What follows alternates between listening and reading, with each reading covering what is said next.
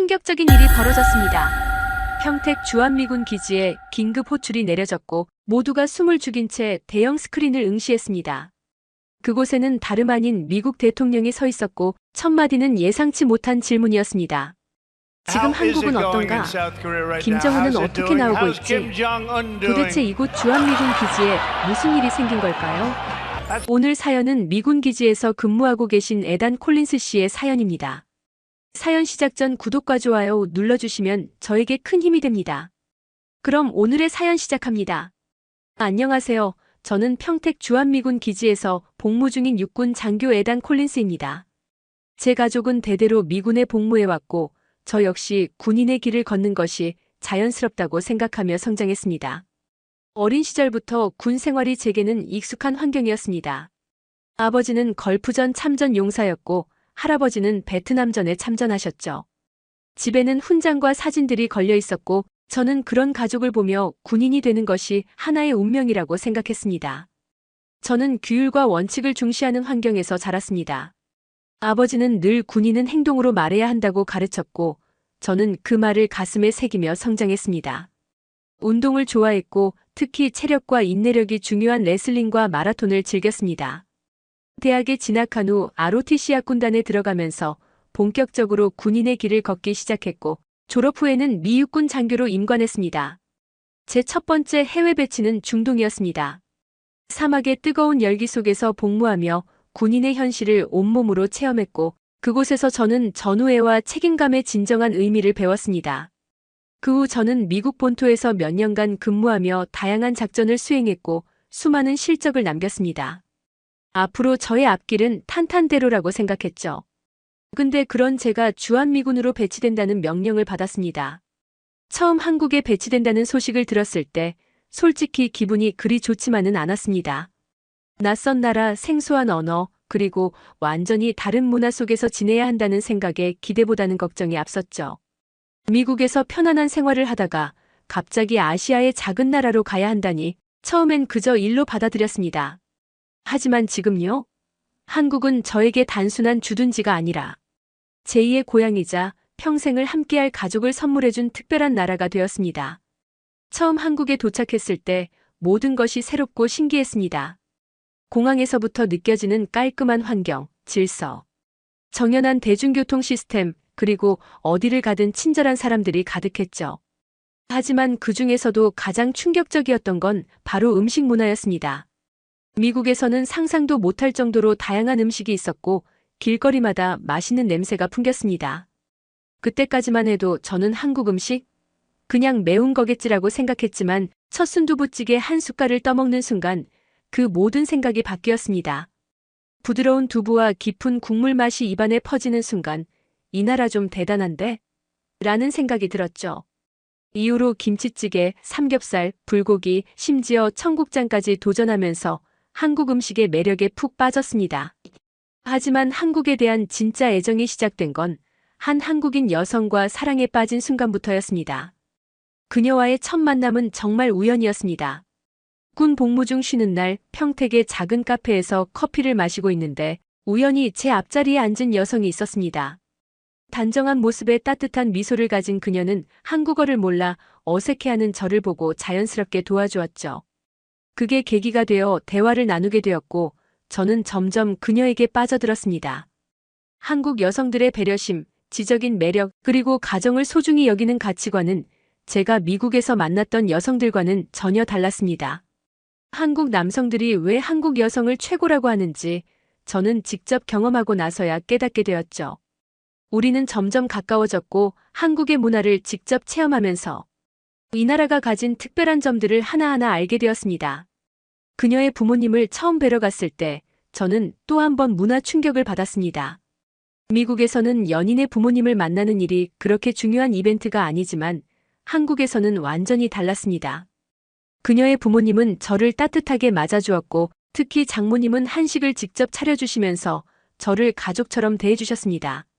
처음엔 어색했지만 시간이 지날수록 한국의 가족 중심적인 문화, 예절, 그리고 따뜻한 인간관계가 얼마나 특별한지 깨닫게 되었습니다. 결혼 후 저의 한국 사랑은 더욱 깊어졌습니다. 한국 가정에서는 모든 것이 체계적이고 정리정돈이 생활화되어 있었습니다. 저는 원래 깔끔한 편이었지만 한국인의 정리정돈 습관은 차원이 달랐습니다. 침대 정리는 기본, 신발은 가지런히 정렬, 설거지는 그 자리에서 바로 해결. 처음엔 왜 이렇게 철저할까 싶었지만 이 문화에 익숙해질수록 오히려 삶이 더 편리하고 질서정연해진다는 걸 깨달았습니다. 아이를 키우면서는 한국의 교육 문화에 또 한 번 놀랐습니다. 미국과 달리 한국 부모들은 아이들의 교육에 정말 최선을 다하더군요. 처음엔 너무 빡빡한 거 아니야? 싶었지만 아이가 성장하는 모습을 보며 저도 점점 한국식 교육을 존중하게 되었습니다. 무엇보다 한국 사회가 아이를 함께 키운다는 공동체 정신을 가지고 있다는 점이 감동적이었습니다. 동네 어른들이 우리 아이에게 따뜻하게 말을 걸어주고 지나가던 할머니가 아이의 옷매무새를 다듬어주는 모습에서 이 나라가 참 정이 많구나라고 느꼈습니다. 그리고 저는 한국에서의 일상을 정말 사랑하게 되었습니다. 주말이면 가족들과 함께 딸기 농장에 가고 시장에서 정겨운 인사를 나누며 장을 보고 친구들과 함께 삼겹살에 소주 한 잔 기울이는 순간이 너무나 소중해졌습니다. 한때는 그저 임무를 수행하는 나라였던 한국이 이제는 사랑하는 가족이 있고 따뜻한 정이 있는 곳으로 변한 것이죠. 한국에서의 시간은 저에게 단순한 군 복무 이상의 의미를 가지게 되었습니다. 저는 이곳에서 진정한 가족의 의미, 진짜 공동체 정신, 그리고 한국이 왜 위대한 나라인지를 몸소 경험하며 배우게 되었습니다.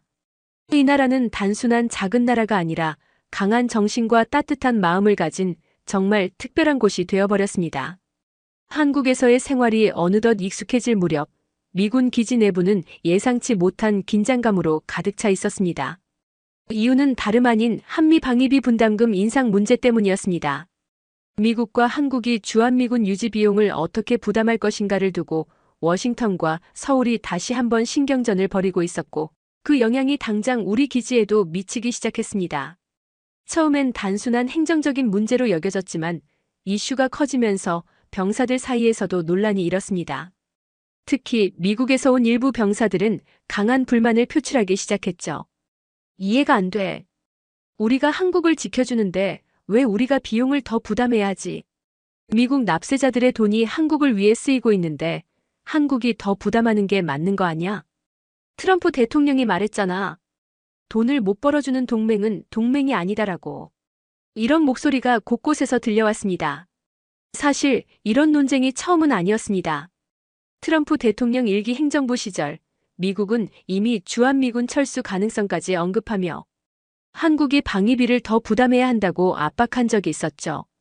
당시 협상 과정은 결코 순탄치 않았습니다.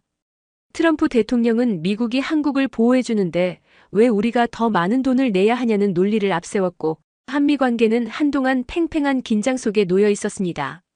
그 결과 한국은 방위비 분담금을 대폭 인상했지만 여전히 미국 측에서는 부족하다는 입장이었죠. 그리고 트럼프 2기 행정부가 들어서면서 같은 논쟁이 다시 불거졌습니다. 트럼프 대통령은 이번에도 한국이 충분히 더 낼 수 있다며 선거철부터 강하게 압박했고 미국 내에서도 주한미군 철수 가능성이 다시 언급되기 시작했습니다. 워싱턴의 고위 관료들조차 한국이 더 많은 비용을 부담해야 한다는 목소리를 내면서 주한미군의 존재 이유 자체를 도마 위에 올려놓았죠. 기지 내부에서도 분위기가 심상치 않았습니다. 한미동맹을 당연하게 여기던 병사들조차도 워싱턴에서 불어오는 새로운 정책 기조에 영향을 받아 동요하기 시작했죠. 하지만 저는 한국에서 몇 년을 살아오며 이 나라의 가치를 누구보다도 깊이 이해하고 있었습니다. 한국은 단순한 미국이 지켜주는 나라가 아니었습니다. 자신의 힘으로 경제 강국이 되었고 세계적인 기술력과 방위 산업을 갖춘 나라였습니다. 그뿐만 아니라 한국은 미국이 중국을 견제하는 데 있어서 가장 중요한 전략적 위치를 차지하고 있었죠. 그렇다면 한국의 입장은 어땠을까요? 한국의 입장에서 보면 이미 상당한 비용을 부담하고 있음에도 불구하고 계속해서 인상을 요구받는 상황이었습니다. 한국은 주한미군의 기지 운영 비용뿐만 아니라 훈련 지원, 인프라 건설, 심지어 미군 가족들에 대한 지원까지 하고 있었습니다. 평택 캠프 험프리스 기지만 봐도 세계에서 가장 큰 미군 기지로 자리 잡으며 한국이 막대한 예산을 투입해 건설한 시설이었습니다. 게다가 한국은 단순히 보호받는 나라가 아니라 미국과 함께 싸울 준비가 되어 있는 동맹국이었습니다. 한국군은 미국과 긴밀히 협력하며 작전을 수행하고 북한과의 국경을 지키고 있었습니다. 그리고 미국이 중국과 대립각을 세우는 데 있어서 한국은 핵심적인 전략적 거점이었죠. 이런 사실을 잘 알고 있는 저는 미군 동료들에게 차분히 설명하려 했습니다. 미국이 한국을 돕는 건 사실이지만 한국도 미국을 돕고 있어. 주한미군이 단순히 한국만을 위한 것이 아니라 미국의 인도-태평양 전략에서 핵심적인 역할을 하고 있다는 걸 알아야 해. 한국은 우리가 보호해줘야 하는 약한 나라가 아니야. 세계 10위권의 경제대국이고 군사력도 세계 최상위권이야. 그리고 무엇보다 우리가 한국에서 주둔하는 건 우리한테도 이득이야. 중국과 러시아를 견제하기 위해서라도 한국은 절대적으로 중요한 위치라고. 하지만 일부 병사들은 여전히 불만을 가지는 듯 했습니다. 그래도 우리 국민들의 세금이 한국을 위해 쓰이는 건 이상하지 않냐고. 그렇다면 우리가 한국을 떠나도 괜찮다는 거야? 저는 그들의 시선을 마주보며 단호하게 말했습니다. 만약 우리가 떠나면 누가 가장 기뻐할 것 같아? 바로 중국과 북한이겠지. 미국이 아시아에서 힘을 잃는 순간 전 세계의 균형이 흔들릴 거야. 그리고 미국이 한국에서 얻는 이익을 생각해봐. 단순히 주둔하는 게 아니라 한국과의 무역, 군사협력, 기술협력이 미국에도 엄청난 이득을 가져다 주고 있어. 한미동맹은 돈이 아니라 전략적 가치로 봐야 해. 논쟁은 쉽게 끝나지 않았습니다. 일부는 제 말에 공감했고 일부는 여전히 불만을 가졌죠. 하지만 저는 확신했습니다. 한국이 단순한 방위비를 부담하는 나라가 아니라 미국과 함께 성장하는 진정한 동맹국이라는 것을요. 이 논쟁은 앞으로도 계속될 것입니다. 하지만 저는 한국에서 살면서 깨달았습니다. 이 나라는 결코 미국의 도움 없이는 살아갈 수 없는 약한 나라가 아니라 스스로 강하고 동맹국으로서의 가치가 충분한 나라라는 것을요. 그리고 저는 그런 한국과 함께하는 것이 자랑스러웠습니다. 솔직히 처음 한국에 왔을 때만 해도 저는 이 나라를 그저 미군이 지켜주는 동맹국 중 하나라고만 생각했습니다. 하지만 이제는 압니다.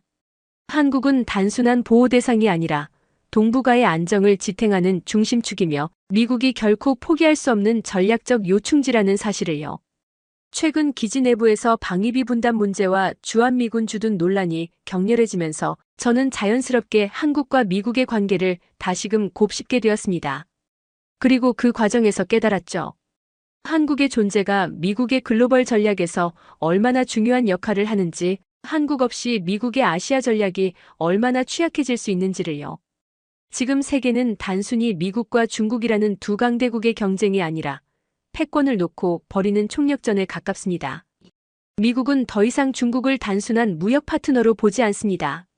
중국이 군사력을 급속도로 키우고 경제적으로 미국을 위협하면서 이제 미국의 가장 큰 목표는 중국을 세계 질서에서 도전자의 위치에서 끌어내리는 것이 되었습니다.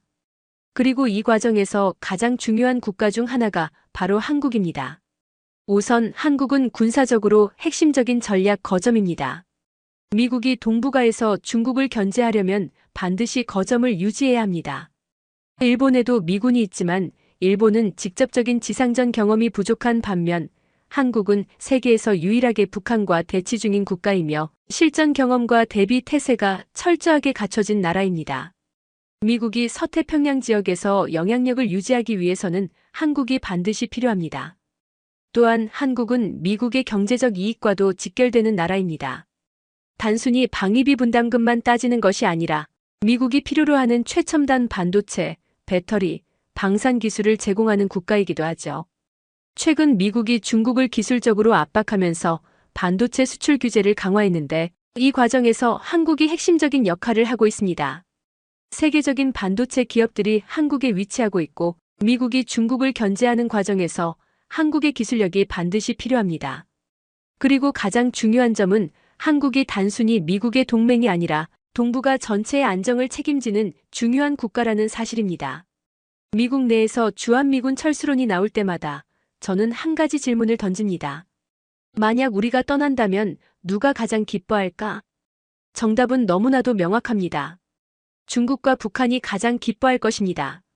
만약 주한미군이 철수하면 동북아의 군사적 균형이 깨지면서 중국은 더욱 대담하게 행동할 것입니다. 지금도 남중국해에서 미국과 긴장 상태를 유지하고 있는 중국이 한반도에서 미군이 철수하는 순간 더욱 강하게 동북아 지역을 장악하려 들 것입니다. 북한 역시 마찬가지입니다. 북한이 지금처럼 한국과 대치하며 조심하는 이유 중 하나는 주한미군의 존재 자체가 강력한 억지력이 되기 때문입니다. 게다가 한미동맹이 약해지면 대만 역시 불안정한 상황에 처할 것입니다. 미국이 한국을 쉽게 포기하는 모습을 보인다면 중국은 대만에 대한 압박을 더 강화할 것이고 이는 미국의 인도-태평양 전략 전체에 큰 타격을 입힐 것입니다. 한 가지 분명한 사실이 있습니다. 한국은 더 이상 미국이 보호해야 하는 약한 나라가 아니라 미국이 반드시 함께해야 하는 강한 동맹국입니다. 과거 한국은 전쟁으로 폐허가 된 나라였고 미국의 지원이 절대적으로 필요했습니다. 하지만 지금의 한국은 다릅니다. 세계 10위권의 경제대국 최첨단 기술을 가진 나라, 그리고 자신의 힘으로 나라를 지켜낼 준비가 된 강한 국가입니다. 제가 한국에서 지내며 느낀 것은 이 나라가 가진 강한 국민성, 단결력, 그리고 엄청난 성장 가능성이었습니다. 한국인들은 위기에 강했습니다. 어떤 어려움이 닥쳐도 끝까지 버티고 새로운 길을 찾아나가는 저력을 가지고 있었습니다. 미국인들에게는 익숙하지 않은 이 단합하는 힘이야말로 한국이 가진 진정한 강점이었습니다. 이런 나라를 미국이 쉽게 포기할 리가 없습니다. 한국은 단순한 동맹국이 아니라 미국이 반드시 함께해야 하는 핵심적인 파트너입니다. 이번 방위비 분담금 논란을 겪으며 저는 깨달았습니다. 한미동맹이란 단순히 미국이 한국을 지켜주는 것이 아니라는 것을요. 이제 한미동맹은 서로가 서로를 필요로 하는 관계입니다. 미국은 한국을 통해 동북아의 군사적 균형을 유지하고 경제적 이익을 창출하며 중국을 견제할 수 있습니다. 한국은 미국과의 협력을 통해 안보를 강화하고 글로벌 경제 경쟁에서 유리한 위치를 차지하며 기술적 우위를 유지할 수 있습니다. 즉, 한미동맹은 이제 선택이 아니라 필수적인 관계가 된 것입니다. 이번 논란을 통해 저는 다시 한번 확신하게 되었습니다. 미국과 한국은 서로에게 꼭 필요한 존재이며 이 동맹은 단순한 군사적 협력 이상의 의미를 가지고 있다는 사실을요. 이제 저는 더 이상 한국을 주둔지로 보지 않습니다. 이 나라는 제 가족이 있는 곳이고 제가 사랑하는 사람들과 함께하는 제2의 고향이며 세계 질서를 지켜나가는 데 있어서 가장 중요한 국가 중 하나가 되어버렸죠. 그날도 여느 때처럼 기지에서 일과를 보내고 있었을 때였습니다. 평소와 다름없이 훈련을 마치고 장비를 정리하던 중 갑자기 분위기가 바뀌는 것을 느꼈습니다. 고위 간부들이 하나둘 모이더니 곧 모든 병사들에게 대형 스크린 앞에 집합하라는 명령이 내려졌죠. 이런 갑작스러운 집합 명령은 보통 심각한 사안이 있을 때만 내려지는 법입니다. 전투준비태세 점검인가? 북한 관련 정보 공유인가? 병사들 사이에서도 술렁이는 분위기가 감돌았습니다. 하지만 그 모든 추측을 깨고 대형 스크린에 등장한 것은 다름 아닌 도널드 트럼프 대통령이었습니다. 지금 한국은 어떤가? 김정은은 어떻게 나오고 있지? 스크린 속에서 트럼프 대통령이 특유의 제스처를 섞어가며 말을 걸었고 우리 주한미군 장병들에게 직접 영상통화를 걸어온 것이었습니다. 저는 물론 주변의 동료들까지도 순간 당황했습니다. 미국 대통령이 직접 주한미군과 통화를 한다고? 그것도 취임하자마자? 보통 미군 최고 통수권자인 대통령이 해외 파병부대와 교신을 하기는 하지만 그 대상은 주로 중동 지역이었습니다. 그러나 트럼프 대통령은 취임하자마자 가장 먼저 주한미군과 영상통화를 시도한 것이었습니다. 이건 결코 우연이 아니었습니다. 트럼프 대통령은 화면 속에서 미소를 지으며 우리에게 말했습니다. 여러분 덕분에 미국과 한국은 철통 같은 동맹을 유지하고 있습니다. 나는 한국에서 훌륭한 친구들을 많이 만들었어요. 정말 대단한 나라입니다. 그 순간 저는 머릿속에서 지난 몇 년간의 변화가 스쳐 지나갔습니다. 트럼프 대통령이 처음 취임했던 일기 행정부 시절을 떠올려보면 그는 한국에 대해 상당히 실용적인 관점을 가지고 있었습니다. 동맹은 중요하지만 비용이 많이 들면 재검토해야 한다는 원칙을 앞세우며 주한미군 주둔 비용을 한국이 더 부담해야 한다는 입장을 강하게 밀어붙였죠. 그 과정에서 주한미군 철수 가능성까지 언급하며 협상 압박을 가했고 이는 한미 관계에 큰 긴장을 불러일으켰습니다. 실제로 트럼프 대통령은 미국이 한국을 지켜주고 있는데 왜 한국이 더 많은 비용을 부담하지 않느냐며 여러 차례 방위비 증액을 요구했었습니다. 당시 워싱턴에서는 주한미군 철수가 현실화될 수도 있다는 이야기가 심심찮게 나왔고 한국 정부는 이에 대응하기 위해 외교적 노력을 기울여야 했죠. 그러나 트럼프 대통령의 한국에 대한 시선은 점점 변화하기 시작했습니다. 우선 경제적으로 한국은 더 이상 미국의 지원이 필요한 나라가 아니었습니다. 오히려 미국이 필요로 하는 첨단 기술과 군사 자원을 보유한 강력한 파트너로 떠오르고 있었죠. 반도체, 배터리, 방산 기술 등에서 한국은 글로벌 최상위권 국가였으며 미국이 중국과의 기술 패권 경쟁을 벌이는 상황에서 반드시 협력해야 하는 국가였습니다. 또한 미국의 대중국 전략에서 한국의 중요성이 더욱 부각되었습니다. 미국이 인도태평양 지역에서 패권을 유지하기 위해서는 반드시 한미일 삼각공조를 강화해야 했습니다. 일본만으로는 부족했죠. 중국과 직접 국경을 맞대고 있는 강력한 동맹국, 그리고 북한을 견제할 수 있는 군사적 파트너가 필요했습니다. 이런 배경에서 트럼프 대통령은 단순한 경제적 부담을 넘어 한국이 미국의 글로벌 전략에서 차지하는 진정한 가치를 인식하게 된 것입니다. 그가 취임하자마자 가장 먼저 주한미군과 통화한 것은 결코 단순한 이벤트가 아니었습니다. 이것은 한미동맹이 미국의 전략에서 여전히 최우선 순위에 있음을 보여주는 상징적인 행동이었습니다. 그리고 저는 그 순간 한 가지 중요한 사실을 깨달았습니다. 트럼프 대통령이 변한 것이 아니라 한국의 위상이 변한 것이다.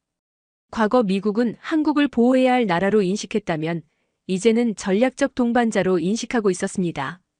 과거 미국이 한국을 돕는 입장이었다면 이제는 미국이 한국과 함께 협력해야 하는 관계가 된 것입니다. 영상통화에서 트럼프 대통령은 우리에게 직접 이렇게 말했습니다. 한미 동맹은 강력합니다. 여러분 덕분에 한국과 미국은 세계에서 가장 강한 파트너로 함께 나아가고 있습니다. 이 말을 듣는 순간 저는 방위비 분담금 논란이 왜 이렇게 뜨거운 이슈인지, 그리고 한국과 미국이 서로를 필요로 하는 이유가 무엇인지 더 깊이 이해할 수 있었습니다. 트럼프 대통령의 영상통화 이후 저는 제 동료들과 다시 한번 이야기를 나눴습니다. 여전히 일부는 우리가 한국을 지켜주는데 왜 돈을 더 받아야 하냐는 불만을 가지고 있었습니다. 하지만 저는 그들에게 단호하게 말했습니다. 이제 한국은 우리가 보호해줘야 하는 나라가 아니야. 한국은 우리가 반드시 함께해야 하는 동맹국이야. 우리가 떠나면 가장 기뻐할 나라가 어딜까? 중국과 북한이지.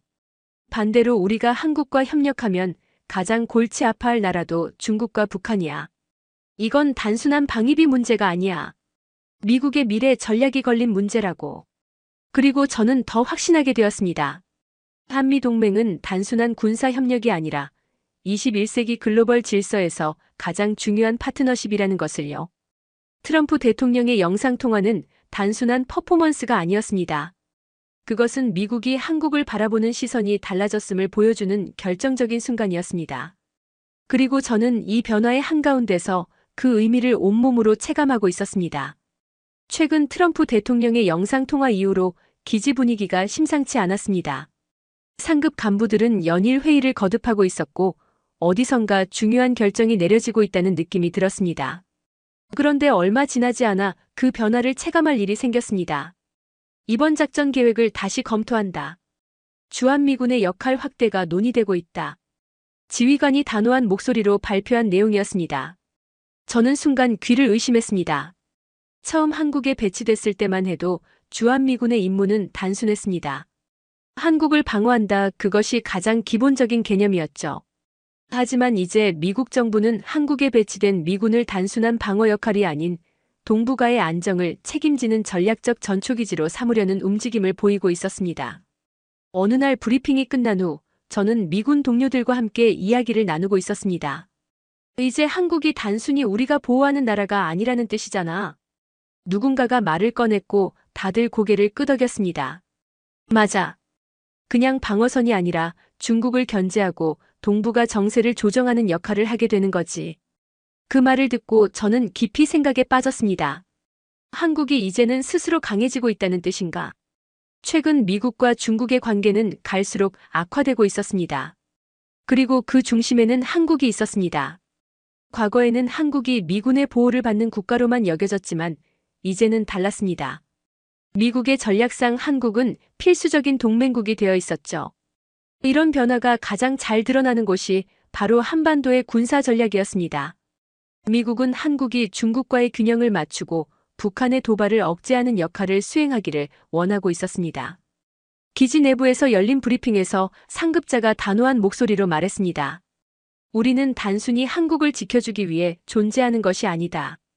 한국과 함께 동북아시아 전체의 안정을 유지하는 것이 우리의 목표다. 그 말을 듣는 순간 저는 지난 몇 년 동안의 변화가 머릿속을 스쳐 지나갔습니다. 처음 한국에 왔을 때만 해도 한국은 그저 주둔지였습니다. 하지만 이제는 완전히 달랐습니다. 한국은 스스로 강한 국가가 되어가고 있었고 미군 역시 한국과 파트너십을 맺으며 한반도의 미래를 함께 고민하는 위치에 서 있었습니다. 그런데 최근 논의된 전략 변경은 단순한 군사적 개편이 아니었습니다. 기지 내부에서는 주한미군의 역할이 북한과의 관계에도 영향을 미칠 수 있다는 이야기가 나오기 시작했습니다. 한반도 통일 문제는 오랫동안 민감한 주제였습니다. 많은 사람들이 미군이 철수해야만 한반도 평화가 찾아올 것이라고 주장했었죠. 하지만 현실은 그렇게 단순하지 않았습니다. 만약 미군이 철수한다면 한반도에서 가장 기뻐할 나라는 어디일까요? 바로 중국과 북한입니다. 과거 미국이 베트남에서 철수했을 때 결국 공산주의 정권이 남베트남을 장악했던 것처럼 미군이 빠져나간 한반도는 예상치 못한 결과를 초래할 가능성이 높았습니다. 미군이 주둔하는 것 자체가 북한을 자극하는 것이 아니라 오히려 북한의 무리한 도발을 막는 역할을 하고 있었습니다. 게다가 지금 미국이 한국에 더 많은 전략 자산을 배치하려는 움직임은 단순한 방어가 아니라 한반도의 통일 가능성에도 영향을 미치는 요소가 되고 있었습니다. 이것이 의미하는 바는 명확했습니다. 한반도의 통일은 단순한 내부 문제만이 아니라 국제적 힘의 균형 속에서 이루어지는 것이다. 만약 한국이 미국과의 협력을 통해 군사적 역량을 키우고 전략적 동맹으로 자리 잡는다면 통일의 주도권을 쥘 수 있었습니다. 최근 들어 미군 내부에서도 한미 관계에 대한 다양한 의견이 오가고 있었습니다. 우리가 한국에 있어야 하는 이유가 뭐야? 방위비 분담금도 제대로 안 내고 우리가 계속 지켜줘야 해? 이런 이야기를 하는 병사들도 있었습니다. 하지만 저는 확신을 가지고 있었습니다. 한국은 우리가 지켜줘야 하는 나라가 아니야. 한국은 우리가 함께해야 하는 나라야. 미국이 한반도에서의 역할을 확대하는 이유는 분명했습니다. 한국은 단순한 방어 대상이 아니라 미국이 반드시 협력해야 하는 국가가 된 것이었습니다. 그리고 저는 이 변화의 한가운데 서서 제 역할을 다해야 한다고 생각했습니다. 미군이 한국에서 수행하는 역할, 한미 동맹의 변화, 그리고 한반도의 미래까지. 이 모든 것들이 이제는 저와 상관없는 이야기가 아니었습니다. 저는 이제 단순한 주한미군 병사가 아니라 한반도의 미래를 함께 만들어가는 사람이라는 사실을 깨닫게 되었죠. 기지 내 식당에서 점심을 먹던 어느 날이었습니다. 테이블에 둘러앉아 잡담을 나누던 중 같은 부대 소속의 동료가 한국에 대해 불평을 늘어놓기 시작했습니다. 솔직히 한국은 우리 없으면 아무것도 못하는 나라 아니냐? 그 말이 떨어지자마자 순간 분위기가 싸해졌습니다. 몇몇 병사들은 민감한 주제라는 걸 깨닫고 머뭇거렸지만 그 동료는 아랑곳하지 않았습니다. 우리가 여기서 철수하면 한국이 스스로 나라를 지킬 수나 있을까? 방위비 분담금도 제대로 안 내고 결국 우리가 다 떠안고 있는 거잖아. 저는 순간적으로 분노가 치밀어 올랐지만 감정을 누르고 천천히 말을 꺼냈습니다. 그 말 정말로 한국을 제대로 이해하고 하는 말이야? 그 동료는 어이없다는 듯 저를 쳐다봤습니다. 그래, 내가 한국을 좋아하는 건 알겠는데 솔직히 말해봐. 우리가 철수하면 북한이나 중국이 가만히 있겠어? 한국이 우리 없이 버틸 수 있다고 생각해? 저는 깊이 숨을 들이마신 뒤 차분하지만 단호한 목소리로 말했습니다. 나는 한국이 우리가 지켜줘야 하는 나약한 나라라고 생각하지 않아. 오히려 우리가 한국과 함께해야 하는 이유를 누구보다도 잘 알고 있어. 내가 정말 한국을 모르니까 그런 말을 하는 거야. 그리고 저는 그에게 제가 한국에서 경험했던 것들을 이야기해 주었습니다. 내가 한국을 진짜로 이해하려면 한국 사람들의 삶을 직접 봐야 해. 저는 한국에서의 생활을 떠올렸습니다. 한국 사람들은 우리와는 비교할 수 없을 정도로 강한 시민의식을 가지고 있어. 기지 바깥으로 나가보면 알겠지만 거리는 항상 깨끗하고 대중교통은 정확하게 운행돼. 지하철에서 노약자에게 자리를 양보하는 건 당연한 일이고 지갑을 떨어뜨려도 되찾을 가능성이 높지. 이런 나라가 미국 없으면 아무것도 못한다고. 동료는 여전히 고개를 갸우뚱했지만 저는 계속해서 말을 이어갔습니다. 한국은 전쟁의 폐허에서 몇십 년 만에 세계 10위권 경제대국으로 성장한 나라야. 미국의 도움도 있었겠지만 스스로 일어선 힘이 더 컸어. 그리고 지금은 반도체, 자동차, 조선업까지 세계 최강 수준이야. 미군이 한국을 지켜주는 게 아니라 한국이 우리 경제에도 중요한 역할을 하는 파트너가 됐다고. 동료의 표정이 점점 미묘하게 변해갔습니다. 하지만 저는 멈추지 않았습니다. 그리고 한국인들의 삶을 직접 경험해보면 이 나라가 얼마나 강한지 알게 될 거야. 저는 아내와 함께한 일상을 떠올렸습니다. 내 아내는 한국인이야. 한국 가정은 단순한 핵가족이 아니라 대대로 이어지는 유대감이 강해. 부모를 공경하고 자식에게 최선을 다하려는 문화가 뿌리 깊게 자리 잡고 있지. 그리고 가족을 위해 어떤 희생도 마다하지 않아. 그런 강한 유대감이 한국을 지금처럼 성장하게 만든 거야. 동료는 아무 말 없이 저를 바라봤습니다. 저는 마지막으로 한마디를 덧붙였습니다. 한국은 미국이 없으면 무너질 나라가 아니야. 오히려 우리가 함께해야 더 강해질 나라야. 한국을 단순한 보호받는 나라라고 생각하는 건 시대착오적인 발상이야. 지금 한국은 세계에서 가장 중요한 나라 중 하나라고. 식당 안은 잠시 조용해졌습니다. 다른 병사들도 저와 동료의 대화를 조용히 듣고 있었고 일부는 고개를 끄덕이며 제 말에 동의하는 눈치였습니다. 동료는 헛기침을 하며 말을 돌렸지만 확실히 이전과는 다른 태도를 보였습니다. 그날 이후 저는 깨달았습니다. 한국을 제대로 이해하지 못하는 사람들에게 가장 강한 설득은 경험이라는 것을. 그리고 저는 앞으로도 한국에서의 삶을 통해 이 나라가 얼마나 강하고 가치 있는 나라인지 더 많은 사람들에게 알리고 싶었습니다. 어느덧 한국에서의 군 생활도 마무리를 향해 가고 있었습니다. 시간이 흐르면서 저는 단순한 군사적 임무를 수행하는 것이 아니라 한국이라는 나라 그 자체를 배우고 이해하게 되었습니다. 처음 한국에 발을 디딜 때만 해도 이곳은 그저 일시적인 주둔지에 불과했습니다.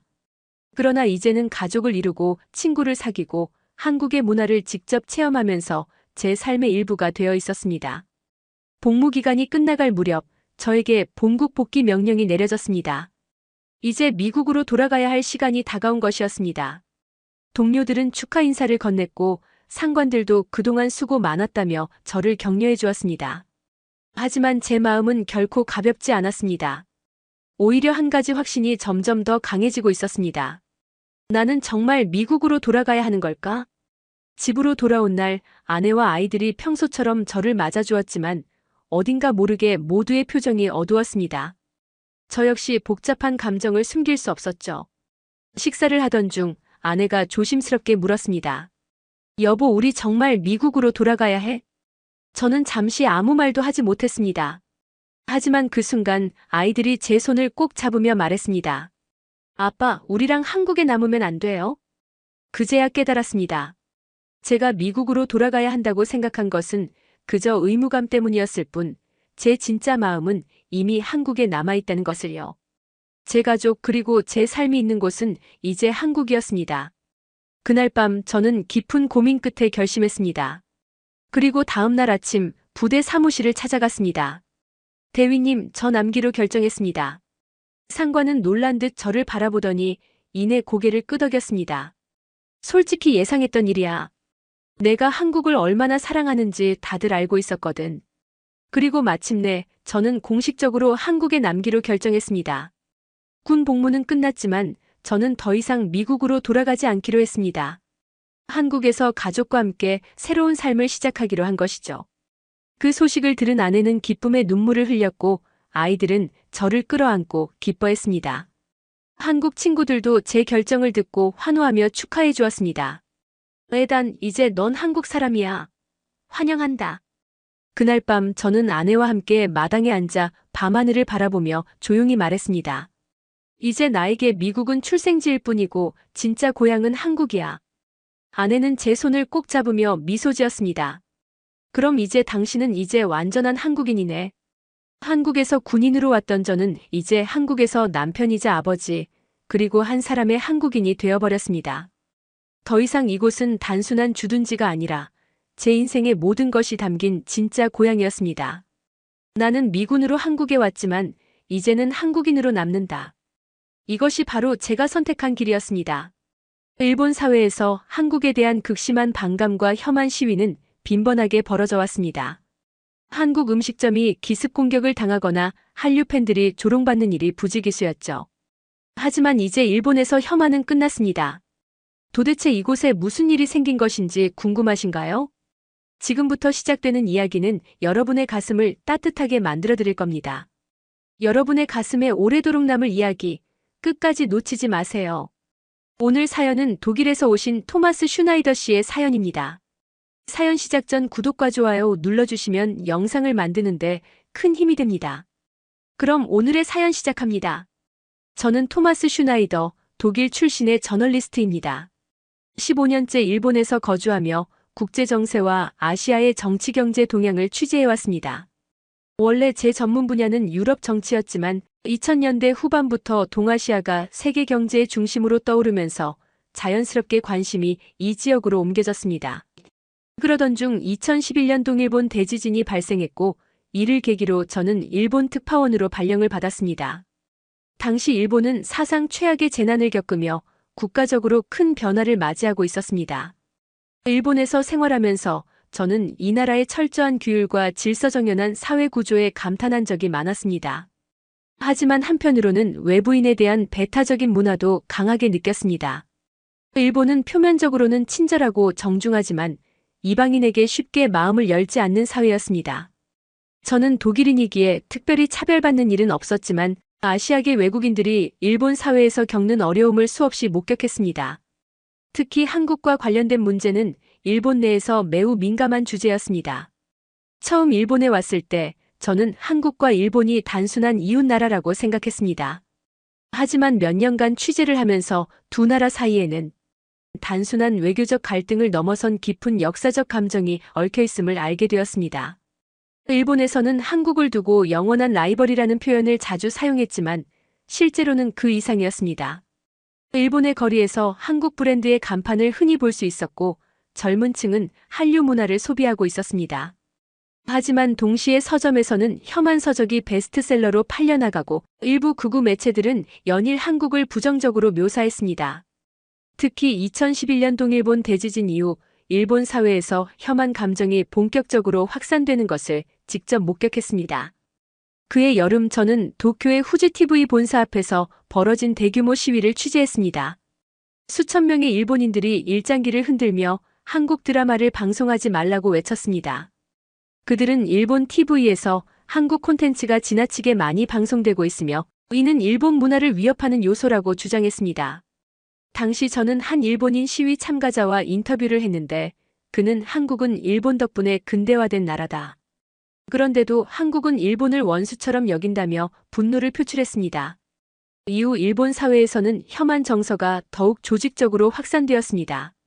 서점에서는 한국은 원래 이런 나라다라며 한국을 비하하는 책들이 베스트셀러가 되었고 일본 인터넷 커뮤니티에서는 한국을 조롱하는 게시물들이 넘쳐났습니다. 특히 아베 신조 전 총리가 혐한 감정을 정치적으로 활용하면서 일본 내 반한 감정은 더욱 거세졌습니다. 일본 정부는 한국을 믿을 수 없는 나라로 규정하며 경제 보복을 가했고 일본 언론은 연일 한국을 부정적으로 보도했습니다. 그러나 최근 몇 년 사이 일본에서 혐한 분위기가 이상하리만큼 조용해지고 있습니다. 과거라면 인터넷에서 한국을 비하하는 글이 넘쳐나고 서점마다 혐한 서적이 베스트셀러 코너를 차지했을 겁니다. 하지만 지금은 그런 흔적을 찾기조차 어려워졌습니다. 일본 방송에서도 한국을 향한 비판적인 보도가 줄어들었고 오히려 한국의 경제 성장과 한류 열풍을 긍정적으로 다루는 모습까지 보이고 있었습니다. 처음에는 단순한 우연이라고 생각했습니다. 그러나 시간이 지나면서 저는 분명히 느꼈습니다. 일본 사회에서 혐한이라는 단어가 서서히 사라지고 있었습니다. 신주쿠의 대형 서점에 들렀을 때 예전처럼 한국을 비하하는 책들이 진열되어 있지 않은 것을 보고 이상함을 느꼈습니다.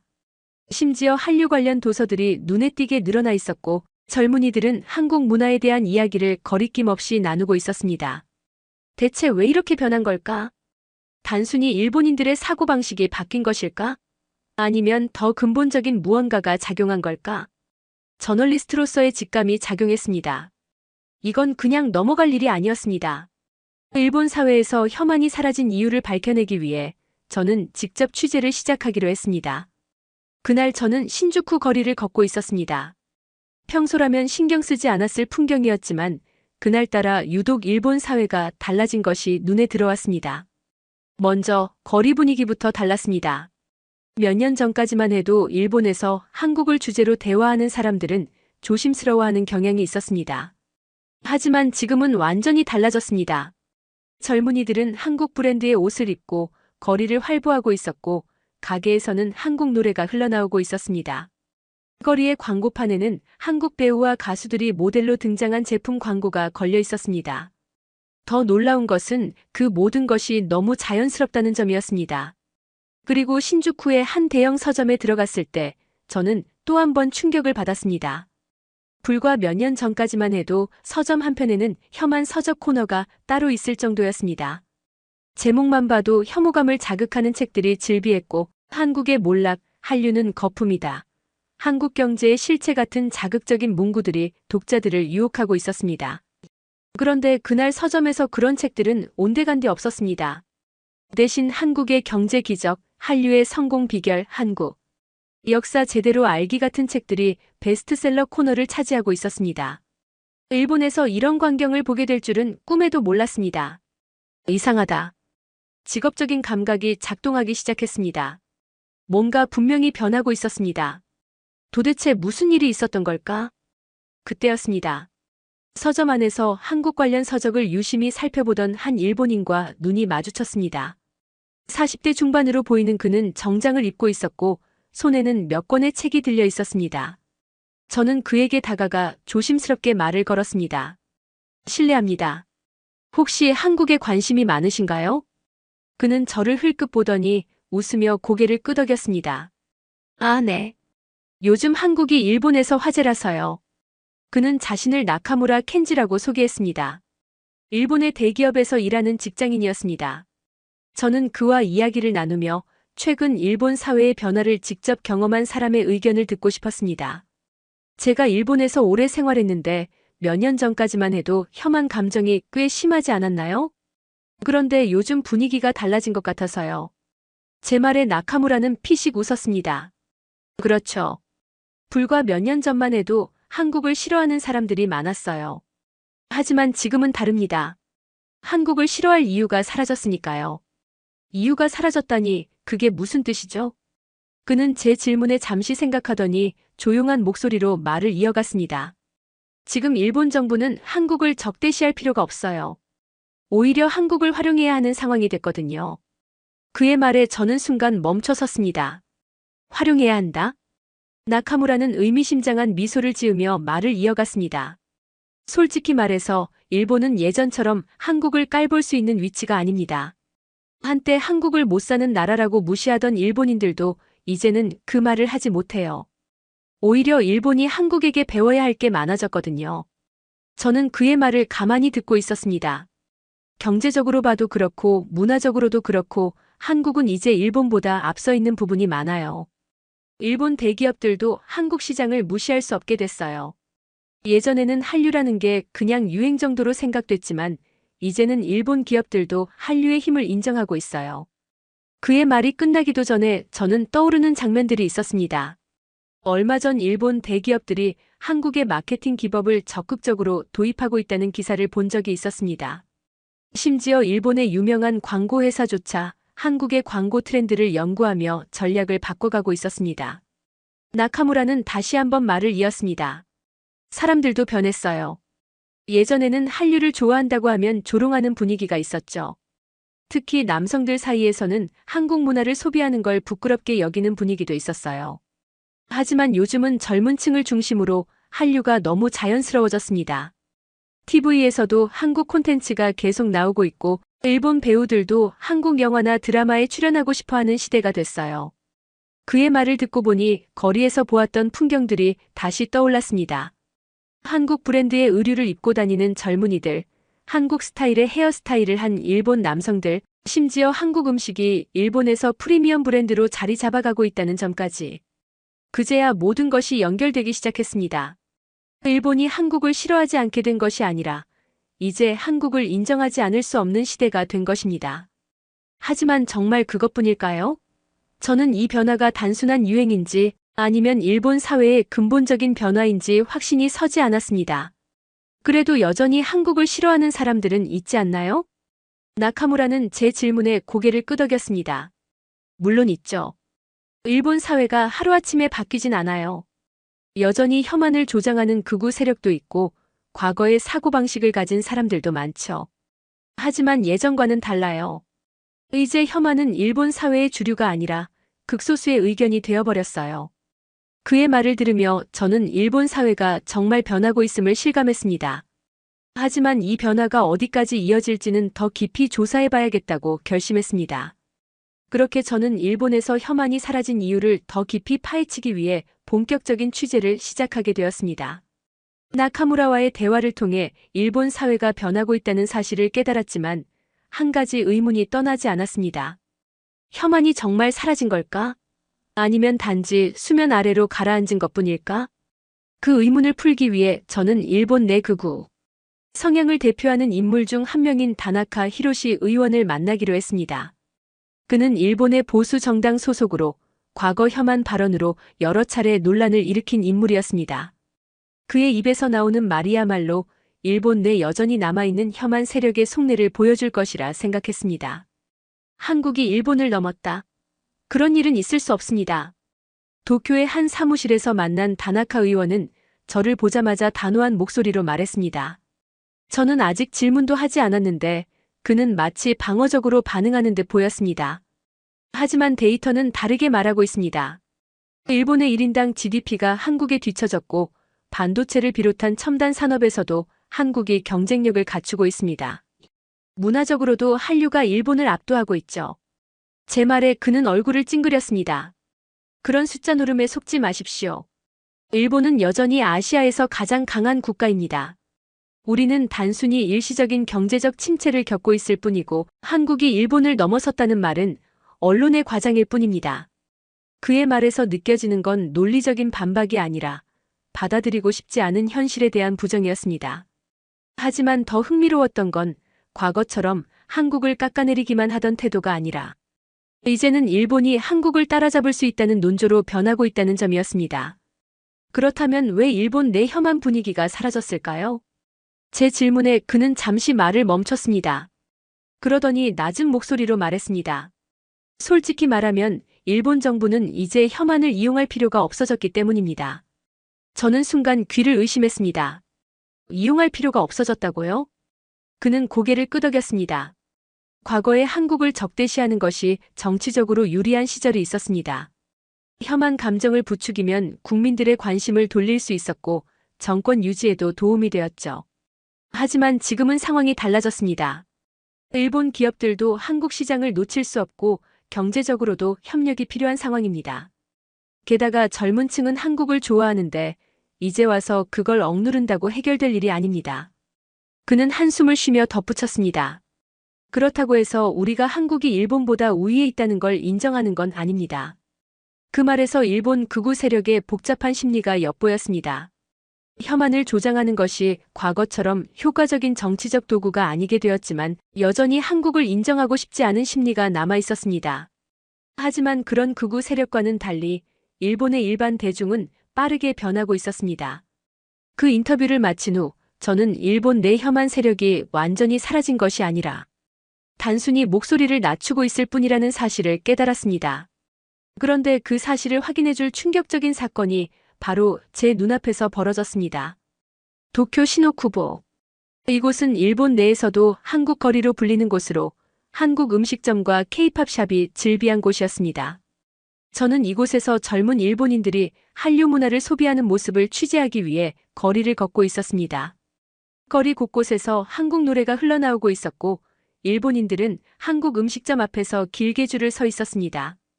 그때였습니다. 어디선가 갑자기 고함 소리가 들려왔습니다. 이봐, 너희 일본인이 맞아? 왜 한국에 빠져 있는 거야? 부끄럽지도 않냐? 고개를 돌리자 50대로 보이는 일본 남성이 젊은 일본 여성들을 향해 소리를 지르고 있었습니다. 그는 손에 태극기가 그려진 티셔츠를 들고 있는 한 여성을 가리키며 노골적으로 비난하고 있었습니다. 여성들은 당황한 표정으로 뒷걸음질 쳤지만 남성은 멈추지 않았습니다. 일본인이면 일본 문화를 소비해야지. 한국이 일본보다 나은 게 뭐가 있다고. 저는 곧바로 카메라를 켜고 상황을 기록하기 시작했습니다. 그런데 예상 밖의 일이 벌어졌습니다. 한 젊은 일본 남성이 그 극우 남성에게 다가가 단호한 목소리로 말했습니다. 이제 그런 말은 시대에 뒤떨어진 겁니다. 한국이든 일본이든 좋은 건 받아들이면 되는 거 아닙니까? 순간 주위가 조용해졌습니다. 극우 남성은 화가 난 듯 얼굴이 붉어졌지만 주변의 분위기가 심상치 않다는 걸 깨달았는지 더 이상 말을 잇지 못했습니다. 그리고 그를 향해 속삭이듯 말하는 또 다른 젊은 여성의 목소리가 들렸습니다. 할아버지나 그 생각 버리세요. 우리는 한국 좋아하는 게 창피하지 않아요. 그 말을 들은 극우 남성은 얼굴을 일그러뜨리며 자리를 떠났습니다. 그 장면을 보면서 저는 확신할 수 있었습니다.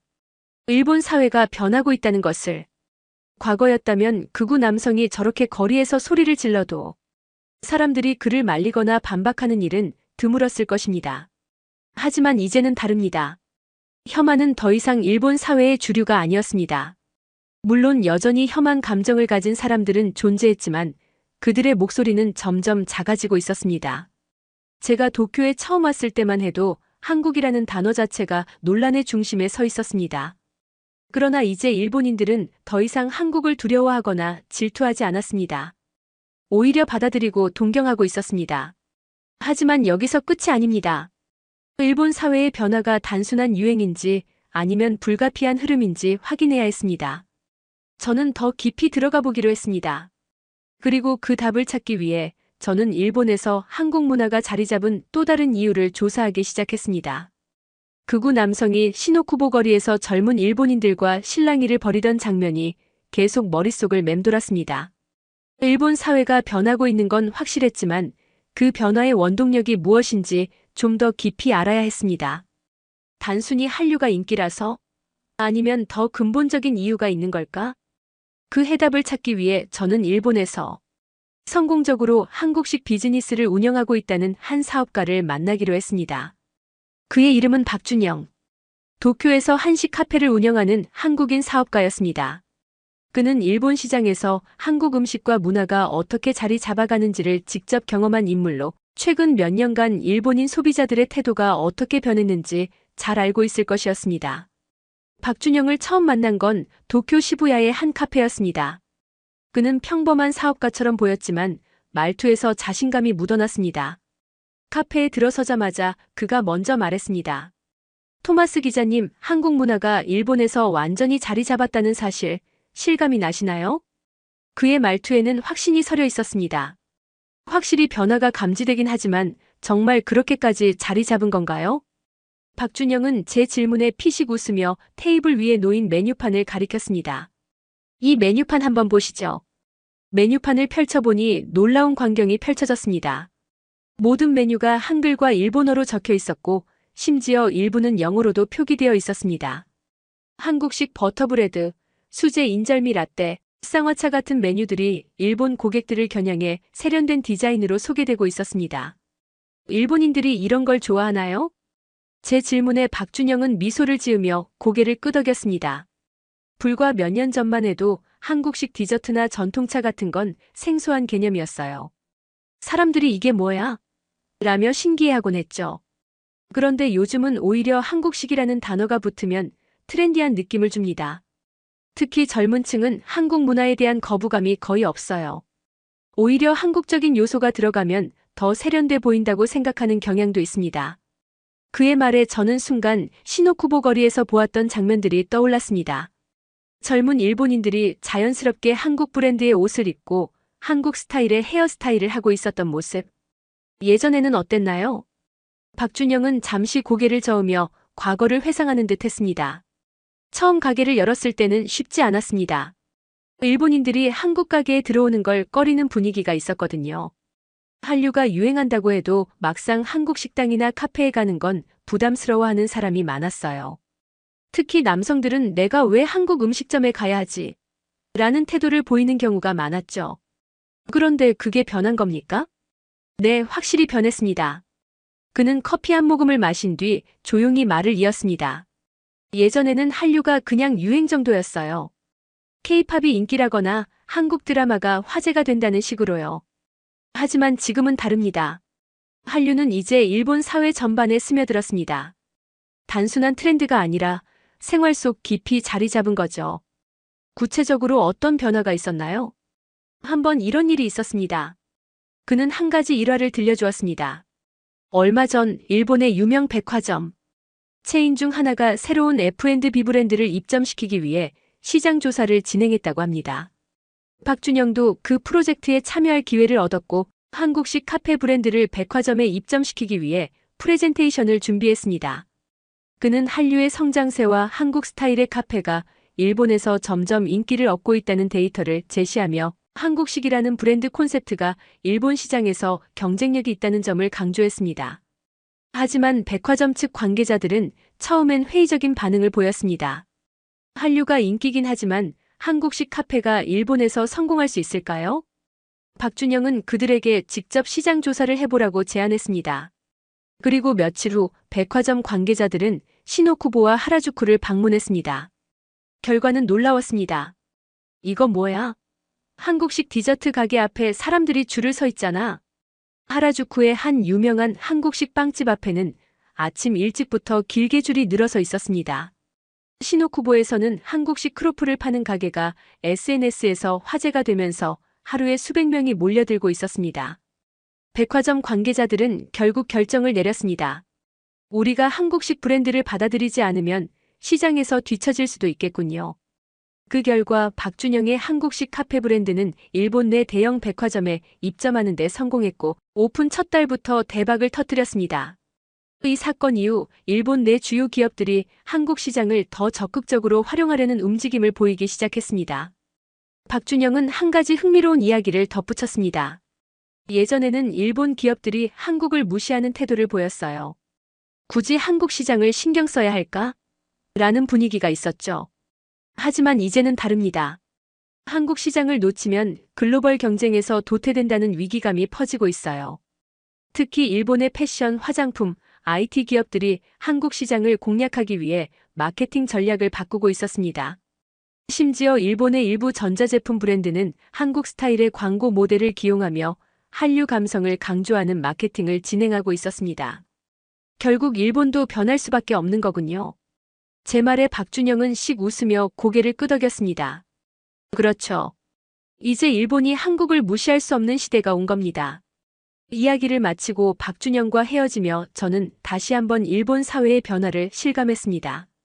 과거에는 한류라는 것이 단순한 유행으로 취급되었지만 이제는 일본의 주요 산업과 시장을 움직이는 중요한 요소가 되었습니다.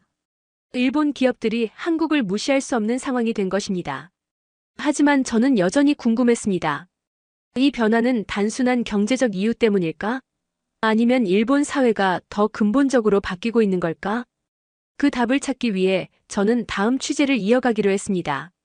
박준영과의 대화를 통해 일본의 기업들이 점차 친한 전략을 도입하고 있다는 사실을 확인한 후 저는 한 가지 의문이 들었습니다. 일본이 이렇게까지 변했는데 왜 그들의 엔터테인먼트 업계는 여전히 한류를 넘어서지 못하고 있을까? 과거 일본은 아시아 대중문화를 주도하던 나라였습니다. 1980년대에서 1990년대만 해도 일본의 음악, 애니메이션, 패션, 드라마는 아시아 전역에서 엄청난 인기를 끌었고 J-팝이라는 브랜드는 세계적으로도 영향력이 있었습니다. 하지만 2000년대 후반부터 상황이 달라졌습니다. 한국의 K-팝, 한국 드라마, 그리고 한국 영화가 글로벌 시장에서 선풍적인 인기를 끌며 일본 대중문화는 점점 그 위상을 잃어갔습니다. 그 이유를 파악하기 위해 저는 일본 엔터테인먼트 업계 관계자들을 직접 만나보기로 했습니다. 도쿄 시내에서 일본 음악업계에서 20년 넘게 일해온 한 프로듀서를 만났습니다. 그는 한때 일본을 대표하는 아이돌 그룹들의 음반 제작에 참여했던 베테랑이었지만 요즘은 업계 상황이 너무나도 어려워졌다고 한숨을 내쉬었습니다. 솔직히 말하면 J-팝은 이제 글로벌 시장에서 경쟁력이 없습니다. 왜 그렇게 생각하시죠? 그는 씁쓸한 표정으로 답했습니다. 일본 음악 시장은 너무 폐쇄적이에요. 오직 일본 내수 시장만을 바라보고 있으니까요. 사실이었습니다. 일본은 여전히 CD 음반 판매량이 높은 나라 중 하나입니다. 하지만 글로벌 시장은 이미 스트리밍 중심으로 변화했으며 K-팝은 이 흐름을 완벽하게 파악하고 전략적으로 접근했습니다. 반면 일본의 대형 기획사들은 여전히 전통적인 비즈니스 모델에서 벗어나지 못하고 있었습니다. K-팝은 전 세계 시장을 목표로 하지만 J-팝은 여전히 일본 안에서만 소비됩니다. 그러니 당연히 글로벌 팬들에게 어필하기 어렵죠. 하지만 문제는 단순히 유통 방식에만 있지 않았습니다. 일본 아이돌 시스템 자체가 너무 낡았습니다. 그의 말처럼 일본 아이돌 그룹들은 여전히 비주얼과 캐릭터 중심의 운영 방식을 고수하고 있었습니다. 춤과 노래 실력보다 성장하는 모습과 팬과의 유대감을 강조하는 구조였습니다. 반면 K-팝은 엄격한 트레이닝 시스템을 통해 수준 높은 보컬과 퍼포먼스를 갖춘 아티스트를 양성했습니다. 일본식 아이돌 문화가 일본 내에서는 여전히 인기가 있을지 몰라도 세계 시장에서는 K-팝과 비교당하며 경쟁력을 잃고 있었습니다. 음악만이 아니었습니다. 일본 드라마와 영화도 과거의 명성을 잃어가고 있었습니다. 한 일본 방송국의 드라마 PD와 인터뷰를 하면서 저는 충격적인 이야기를 들었습니다. 지금 일본에서는 드라마를 제작해도 시청률이 형편없어요. 반면 넷플릭스에 올라온 한국 드라마는 연일 화제죠. 왜 그런 차이가 날까요? 일본 드라마는 아직도 20에서 30년 전 스타일에서 벗어나지 못하고 있기 때문입니다. 일본 드라마의 가장 큰 문제점은 연출과 스토리텔링의 진부함이었습니다. 여전히 연극적인 연출 방식이 많이 남아있고 화면 구성이 답답하며 감정 표현이 과장된 경우가 많았습니다. 반면 한국 드라마는 영화 수준의 연출과 강렬한 몰입도를 제공하며 빠른 전개와 짜임새 있는 스토리로 전 세계 시청자들을 사로잡았습니다. 특히 로제의 아파트 사건은 일본 엔터테인먼트 업계에서 충격적으로 받아들여졌습니다. 로제의 아파트 사건이란 얼마 전 일본의 유명 배우와 제작진이 모여 K-드라마 스타일의 일본 드라마를 기획했습니다. 한국식 감성, 촬영 기법, 그리고 빠른 전개를 도입하겠다고 발표하며 큰 기대를 모았습니다. 하지만 결과는 참담했습니다. 완벽하게 실패했어요. 드라마는 일본에서조차 외면당했습니다. 왜 그런 결과가 나왔을까요? 방송국 PD는 깊은 한숨을 쉬었습니다. 겉모습만 베꼈기 때문이죠. 이 드라마는 한국식 연출과 분위기를 흉내내긴 했지만 여전히 일본식 제작 방식과 느린 전개에서 벗어나지 못했습니다. 배우들의 연기 방식도 일본 특유의 과장된 표현이 남아있어 결과적으로 어설픈 K-드라마 흉내에 그치고 말았습니다. 이 사건은 일본 엔터테인먼트 업계에 중요한 교훈을 남겼습니다. 이제는 한국처럼 해보자는 접근이 아니라 근본적으로 변하지 않으면 안 되는 시대가 왔습니다. 일본이 따라잡으려 해도 실패하는 이유는 단순했습니다. K-팝과 K-드라마가 글로벌 스탠더드가 되어버렸기 때문이었습니다. 과거에는 일본이 아시아 대중문화를 주도했지만 이제는 상황이 완전히 바뀌었습니다. K-팝은 빌보드 차트 상위권을 차지하며 글로벌 시장을 석권했고 한국 드라마는 넷플릭스를 장악하며 전 세계 팬들의 사랑을 받고 있습니다. 반면 일본은 여전히 내수 시장에 의존하며 변화에 더디게 반응하고 있었습니다. 이제 한류는 단순한 유행이 아니라 세계 대중문화의 새로운 기준이 되었습니다. 이것이 바로 제가 일본에서 목격한 변화의 본질이었습니다. 과거 일본이 한국을 깔보며 혐한 감정을 부추기던 시절은 지나갔습니다. 이제 일본은 한국을 인정하지 않을 수 없는 시대에 접어들었습니다. 하지만 여전히 일본 내에서는 이를 받아들이기 어려워하는 사람들도 있을 것입니다. 그렇다면 이 변화는 어디까지 이어질 것인가? 저는 이제 마지막 질문에 대한 답을 찾기 위해 더 깊은 취재를 진행하기로 했습니다. 이제까지 저는 일본 사회가 어떻게 변하고 있는지 다양한 시각에서 취재해왔습니다. 혐한이 사라지고 한류가 주류가 되며 일본 기업들이 한국을 본받으려 하는 모습을 보면서도 한 가지 의문이 남아 있었습니다. 이 변화가 일시적인 현상일까? 아니면 일본 사회가 정말 한국을 인정하기 시작한 걸까? 그러던 중 저를 놀라게 하는 소식을 접하게 되었습니다. 어느 날 저는 일본 공영방송 NHK에서 한국 경제를 주제로 특집 다큐멘터리를 제작하고 있다는 이야기를 듣게 되었습니다. 처음 이 소식을 들었을 때 저는 믿을 수 없었습니다. 일본 방송국이 한국 경제를 조명한다고. 과거 일본 방송들은 한국을 부정적으로 묘사하는 데 익숙했습니다.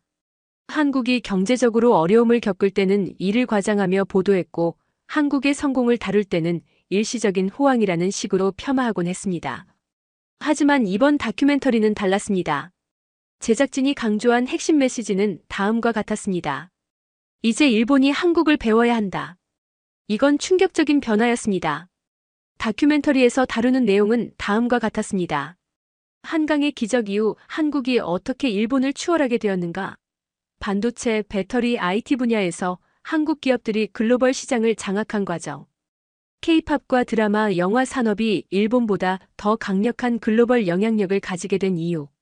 일본 기업들이 한국식 마케팅을 도입하는 사례. 한국 경제가 팬데믹 이후에도 빠르게 회복하며 글로벌 리더로 자리 잡은 현상. 제가 직접 방송국 관계자를 인터뷰해보니 그들도 이 프로젝트에 대해 복잡한 감정을 가지고 있었습니다. 솔직히 말하면 일본 내부에서도 이 다큐멘터리를 제작하는 것에 대한 반발이 있었습니다. 하지만 부정할 수 없는 현실이죠. 부정할 수 없는 현실이요? 방송국 관계자는 깊은 한숨을 내쉬며 말했습니다. 예전에는 한국은 언젠가 다시 일본을 따라오지 못하게 될 거야라고 믿었어요. 그런데 이제는 일본이 한국을 따라가야 하는 상황이 되어버렸어요. 그의 말은 곧 일본 사회가 한국을 바라보는 시선이 완전히 달라졌다는 의미였습니다. 더 정확한 분석을 듣기 위해 저는 일본의 유명 경제학자이자 대학 교수인 야마모토 타카시 교수와 인터뷰를 진행했습니다. 그는 일본 경제정책 연구자로 과거에는 일본의 산업 우위론을 주장해왔던 인물이었습니다. 하지만 최근 몇 년간 그의 주장이 완전히 바뀌었습니다. 그는 인터뷰 내내 진지한 표정을 유지하며 말을 이어갔습니다. 토마스 기자님, 이제 일본은 한국을 경쟁자로 볼 것이 아니라 배워야 할 대상으로 삼아야 합니다. 배워야 한다고요? 그는 잠시 생각에 잠긴 듯 하다가 조용히 말을 이었습니다. 일본은 오랫동안 한국을 자신들보다 낮은 나라로 봐왔습니다. 하지만 지금 상황을 보세요.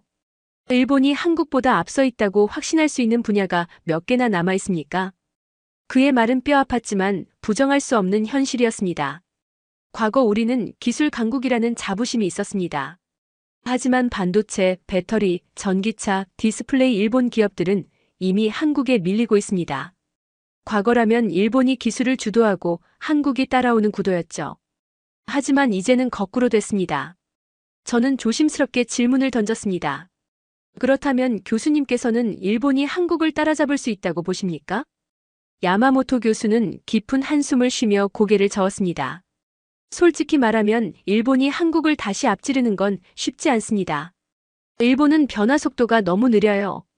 반면 한국은 유연하고 빠르게 변합니다. 한국 기업들은 리스크를 감수하면서도 끊임없이 도전합니다. 일본은 아직도 안정을 최우선으로 생각하죠. 이 차이가 결국 격차를 만들었습니다. 그의 말에서 일본 사회가 가진 고민이 고스란히 전해졌습니다. 그날 인터뷰를 마치고 돌아오는 길, 저는 문득 지난 10여 년간 일본 사회를 지켜보면서 느꼈던 감정들이 스쳐 지나갔습니다. 처음 일본에 왔을 때 한국과 일본의 관계는 팽팽한 긴장감 속에 있었습니다. 일본의 거리에서 혐한 시위가 벌어지고 한국에 대한 조롱이 난무하던 시절이 있었습니다. 하지만 지금은 달랐습니다. 일본 대기업들은 이제 한국을 경쟁자가 아니라 벤치마킹 대상으로 여기고 있었습니다. 일본 정부는 과거처럼 혐한을 정치적으로 이용하지 않고 오히려 한국과의 관계 개선을 원하고 있었습니다.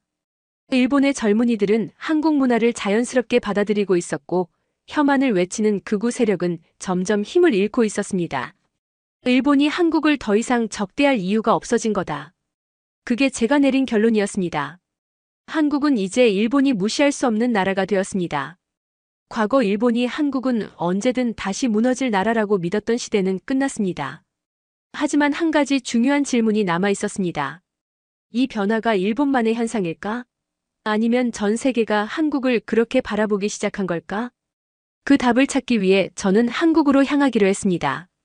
이제 일본을 넘어 세계가 한국을 어떻게 바라보고 있는지를 직접 확인할 시간이었습니다. 일본에서의 취재를 마치고 저는 비행기에 몸을 실었습니다. 창밖으로 보이는 도쿄의 야경을 바라보며 지난 몇 주 동안 목격한 일본 사회의 변화를 곱씹어 보았습니다. 일본은 변하고 있었습니다. 과거처럼 한국을 무시하거나 깎아내리는 분위기는 찾아보기 어려웠습니다. 오히려 일본 사회는 한국을 인정하고 나아가 배워야 한다는 인식까지 퍼지고 있었습니다. 일본 기업들은 한국식 마케팅을 도입하고 있었고, 일본 방송에서는 한국 경제를 분석하며 일본이 뒤처지고 있다는 논조를 내보내고 있었습니다. 젊은 세대들은 자연스럽게 한류 문화를 소비하고 있었고, 이제는 한류 팬이라는 사실을 숨기지 않았습니다. 하지만 정말 혐한이 완전히 사라진 것일까? 비행기 안에서 저는 한 가지 우려를 떨칠 수 없었습니다. 일본 사회는 언제든 다시 변할 수 있다. 이번 변화는 한국이 강해졌기 때문에 일어난 현상이었습니다. 일본은 더 이상 한국을 깎아내릴 수 없었습니다. 경제적으로도 문화적으로도 한국이 일본을 앞서가고 있었기 때문이었습니다. 하지만 만약 한국이 성장을 멈춘다면, 만약 한국이 일본보다 약한 모습을 보이게 된다면, 일본의 태도는 언제든 다시 과거로 돌아갈 수 있었습니다. 실제로 일본 내 극우 세력들은 여전히 건재했습니다. 일본 정치권에서도 한국을 다시 압박해야 한다는 목소리는 남아 있었습니다. 그들이 지금은 잠잠해져 있지만 정권이 바뀌거나 일본 내 경제 상황이 더 악화된다면 언제든 다시 혐한 분위기가 조성될 수 있었습니다. 비행기가 한국 영공에 진입하며 창문 너머로 서울의 빛나는 야경이 보였습니다.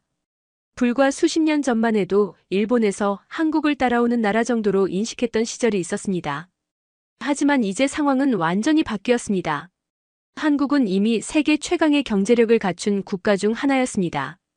반도체, 배터리, 전기차, 인공지능 등 첨단 산업을 주도하며 일본은 물론 전 세계가 한국을 벤치마킹하고 있었습니다. 문화적으로도 마찬가지였습니다. K-팝, 한국 드라마, 영화는 더 이상 단순한 유행이 아니라 글로벌 문화의 기준이 되었습니다. 이제 한국을 향한 시선은 달라졌습니다. 과거에는 어떻게 따라잡을까 고민했던 나라들이 이제는 어떻게 배울까를 고민하고 있습니다. 일본 역시 그 흐름을 거스를 수 없었습니다. 결국 일본이 변한 이유는 단 하나였습니다. 한국이 강하기 때문입니다. 지금 한국은 그 어떤 나라도 무시할 수 없는 위치에 올라섰습니다. 그리고 앞으로도 이 흐름은 더욱 강해질 것입니다. 비행기가 착륙하며 기내 안내 방송이 흘러나왔습니다. 저는 창문 밖에 서울을 바라보며 생각했습니다. 세계가 인정하는 나라 한국. 그 위상은 앞으로도 계속 높아질 것이다. 그리고 그 사실을 일본 역시 가장 잘 알고 있을 것이었습니다. 오늘 사연은 여기까지입니다. 끝까지 시청해주신 여러분께 진심으로 감사드립니다. 구독과 좋아요 버튼 한 번씩 눌러주시면 오늘 좋은 일이 생길 겁니다. 행복한 하루 보내세요.